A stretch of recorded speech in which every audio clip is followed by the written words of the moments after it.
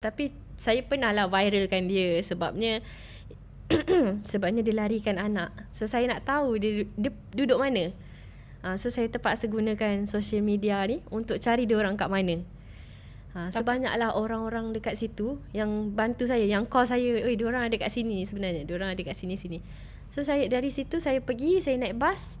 Saya pergi kat tempat dia orang, jalan kaki daripada stesen bas tu pergi ke rumah dia orang.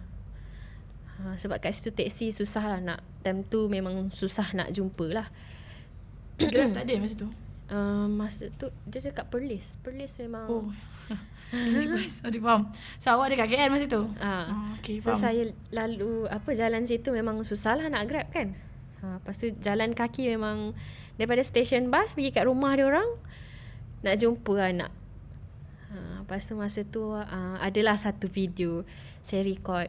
Dia cakap, "Umi, Ainur tak nak duduk sini." Anak dia cakap macam tu? Lepas tu lepas daripada video tu viral, dia terus tak nak rapat dengan saya.